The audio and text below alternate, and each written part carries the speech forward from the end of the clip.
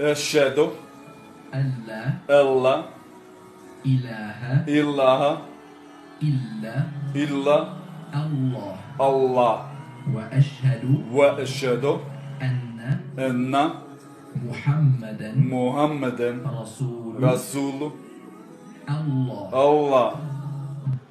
Das war mein Glaubensbekenntnis. Ich bin jetzt stolzer Moslem. Allahu Akbar. أعوذ بالله من الشيطان الرجيم بسم الله الرحمن الرحيم الحمد لله رب العالمين الرحمن الرحيم مالك يوم الدين إياك نعبد وإياك نستعين اهدنا صراط المستقيم صراط الذين أنعمت عليهم غير المغضوب عليهم ولا الضالين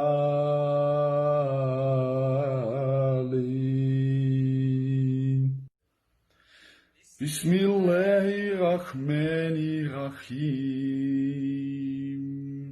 قل هو الله أحد الله الصمد لم يلد ولم يولد ولم يكن له كفوا أحد بسم الله الرحمن الرحيم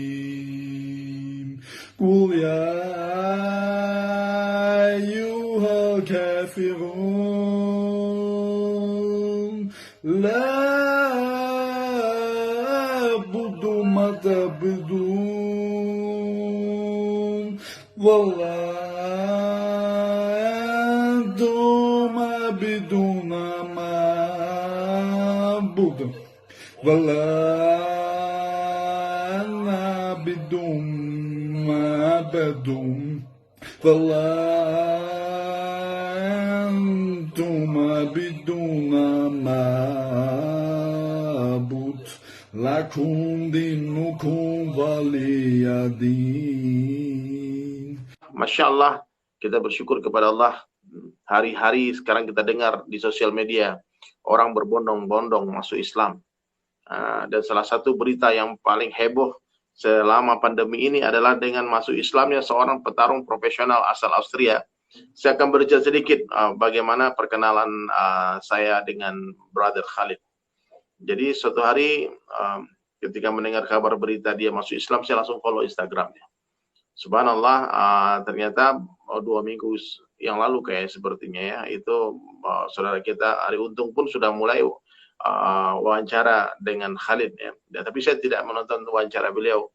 Dan saya dalam satu postingan dia baca Al-Fatihah, saya menulis komentar, brother, Assalamualaikum, I'm from Indonesia, please follow me back. Itu saya bikin di komentarnya, tolong follow aku balik.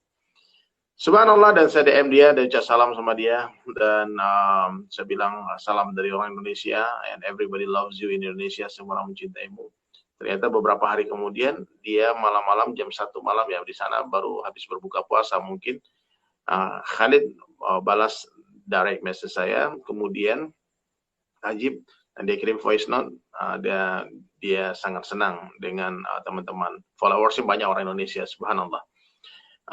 Lalu kita bertukaran nomor WhatsApp, dan hari-hari kita telepon, hari-hari kita belajar.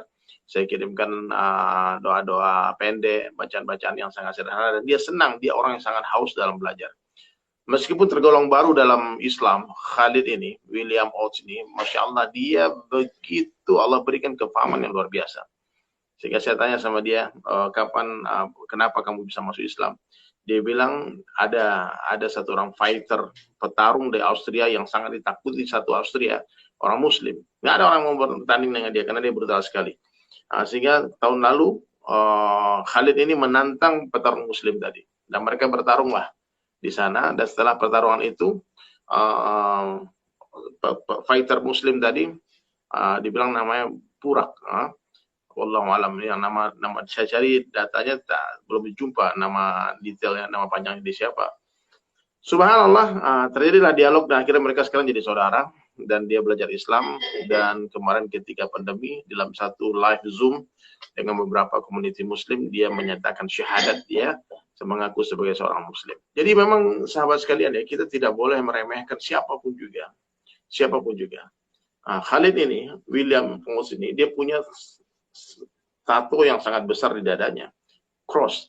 Itu tato salib. Dan banyak teman-teman di Instagram bilang, Bang, suruh hapus tatonya, suruh hapus tatonya. Nah, ini yang perlu saya ingatkan kepada teman-teman semua ya. Kepada teman-teman semua, tolong ya. Ketika kita berjumpa dengan mu'alaf, dengan orang yang baru masuk Islam, kita jangan bicara terlalu keras. Nanti mereka lari. Ya. Dia membuat tato ketika dia masih jahil, ketika dia jauh dari agama, ketika dia masih non-muslim, yang masih dalam keadaan kafir waktu itu. Dan ketika orang bersyahadat, itu dosa-dosa dia, bahkan seorang ulama mengatakan Allah ganti dengan pahala.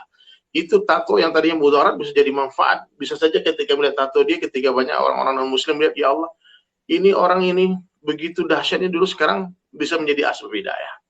Nah, itu bisa dihapus. Kalau dia mau menghapus, silakan dihapus. Tapi kalau nggak dihapus pun tidak ada masalah. Saya sudah bertanya kepada banyak ulama tentang hukum menghapus tato ini.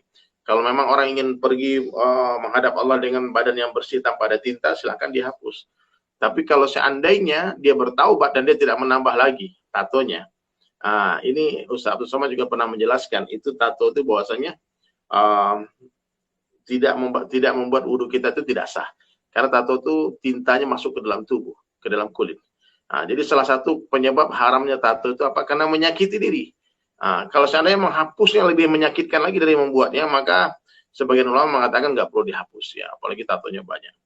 Jadi Masya Allah ya, dia betul-betul ingin ya memperjuangkan agama ya, sehingga dan sebelum dia masuk Islam, dia diberikan oleh temannya itu sebuah buku yang berjudul Khalid bin Walid. Dia membaca tentang perjuangan Khalid bin Walid, bagaimana Khalid bin Walid dulu dia memerangi Islam, memerangi Rasulullah SAW di perang Uhud. Itu Khalid masih dalam pasukan kafir Quraisy. Subhanallah, akhirnya Khalid bin Walid Allah beri hidayah menjadi Saifullah, pedangnya Allah. Sayyidina Umar bin Khattab yang orang yang awalnya mau membunuh Rasulullah SAW, ternyata akhir hayatnya terbaring di sampingnya Rasulullah SAW dan Abu Bakar di Raudhah di Masjid Nabawi itu sekarang. Subhanallah, di rumahnya Rasulullah SAW. Jadi sahabat sekalian, kita jangan pernah meremehkan para pelaku maksiat. Jangan pernah kita meremehkan para pendosa. Karena ketika satu hari pendosa tadi menangis bertaubat kepada Allah, Allah langsung mencintainya. Allah langsung mencintai dia, langsung menjadi kekasih Allah. Innallaha yuhibbu mutawwabina. Sesungguhnya Allah Subhanahu wa taala itu mencintai orang-orang yang bertaubat, wa yuhibbu mutatahhirina, dan mencintai orang-orang yang mensucikan diri. Jadi sahabat sekalian dirahmati Allah Subhanahu wa taala, kita setiap umat Rasulullah SAW ini mesti punya fikir dakwah. Kita semua mesti punya fikir dakwah sehingga kita memiliki kekuatan yang luar biasa dalam fikir kita. Kan kata Khalid, I am very strong in my mind. Aku kuat di fikirku sekarang. Ternyata sunnah fikir adalah sunnah terhebat ya Rasulullah SAW. Satu ketika Rasulullah SAW berjumpa dengan Ibnu Abbas radhiyallahu anhu, Abdullah bin Abbas, sepupu beliau. Dan Rasulullah SAW bertanya kepada Ibnu Abbas radhiyallahu anhu, dikatakan, ya Abdullah, apa yang sedang kau fikirkan? Maka Abdullah bin Abbas mengatakan, ya Rasulullah, aku sedang memikirkan tentang kebesaran Allah, memikirkan tentang langit dan bumi. Maka kata Nabi, sungguh fikirmu ini lebih baik daripada 1 tahun ibadah. Subhanallah, ini fikir, hebatnya fikir ya. Satu hari Rasulullah SAW berjumpa dengan Sayyidina Abu Bakar radhiyallahu anhu dan bertanya, ya Abu Bakar, apa fikirmu? Apa yang sedang kau fikirkan? Dan ternyata Sayyidina Abu Bakar radhiyallahu anhu as-Siddiq mengatakan, aku sedang memikirkan umatmu ya Rasulullah. Aku sedang memikirkan bagaimana semua orang ini, semua umat ini selamat dari azab Allah, masuk ke dalam surganya Allah Subhanahu wa taala. Apa kata Nabi sallallahu alaihi wasallam? Ya Abu Bakar, sungguh fikirmu ini lebih baik daripada 60-70 tahun ibadah. Fikir ini yang paling hebat. Antum pikirkan sekarang bagaimana semua orang-orang yang antum sukai, apapun profesi, mungkin dia artis, mungkin dia atlet, mungkin dia presiden Amerika, presiden Rusia, presiden mana saja, raja-raja yang ada di seluruh dunia ini, antum tulis namanya, fikirkan, doakan, ya Allah beri dia hidayah ya Allah.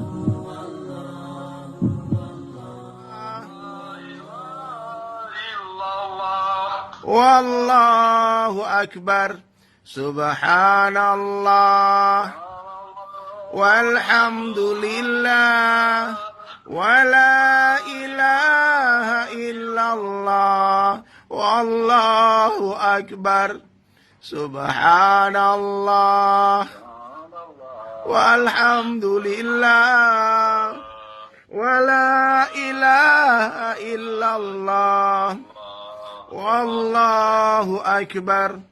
Subhanallah walhamdulillah wa la ilaha illallah wallahu akbar. Let's everybody